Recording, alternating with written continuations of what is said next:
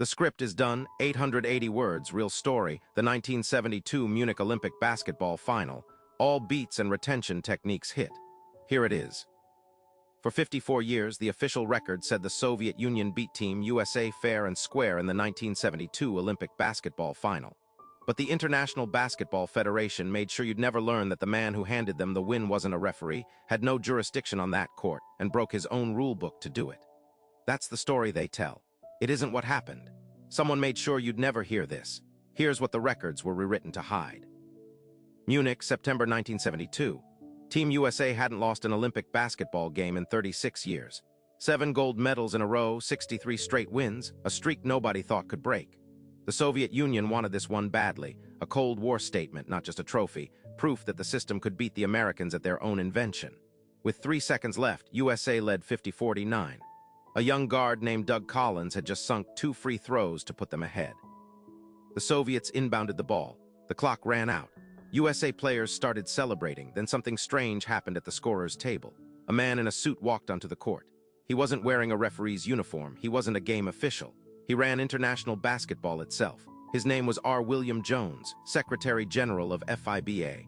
Under FIBA's own bylaws, he had zero authority to intervene in an ongoing game. He did it anyway.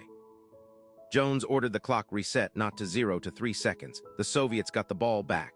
Their inbound pass sailed off the mark. The clock hit 0 again. USA players celebrated a second time. Officials tore them off the court. Jones ordered the clock reset again. Same 3 seconds. Third try. This time, Soviet forward Alexander Belov shoved past 2 American defenders and laid the ball in. Final score, 51-50, Soviet Union. Gold medal gone. The scoreboard that night says the Soviets won on the court. It doesn't say a FIBA administrator with no whistle and no jersey decided the outcome from the sideline twice until he got the result he wanted.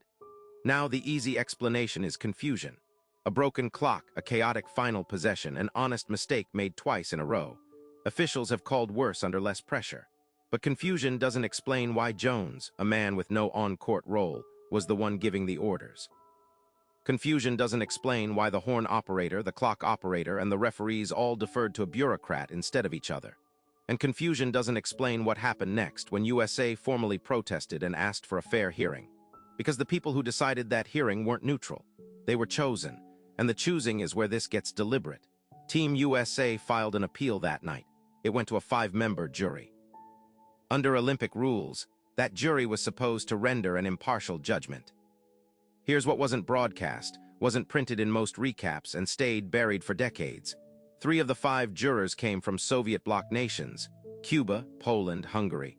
Communist governments at the height of the Cold War, voting on whether a Cold War rival's medal should be overturned. But that's not the part they buried deepest. The vote came back 3-2 in favor of the Soviet Union, not because the tape was reviewed and the call upheld on merit, but because the math of the jury made the outcome inevitable before a single argument was heard. FIBA never disclosed how those 5 names were selected, or why a body already accused of an unauthorized intervention got to handpick who judged that same intervention. Team USA's players understood exactly what had happened. Every man on that roster voted unanimously to refuse the silver medal. Some wrote it into their wills. Their families are legally barred from accepting it after they die. Those 12 silver medals still sit today, uncollected, locked in a vault at the Olympic Museum in Lausanne, Switzerland. 54 years of refusal. 54 years the medals haven't moved. This changes what Olympic basketball actually means in the history books. It means the most decorated program in the sport's history carries an asterisk that was never printed anywhere official.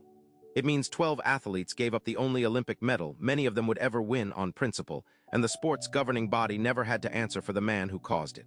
It cost those players a piece of history no highlight reel ever gave back. R. William Jones stayed head of FIBA for another 6 years.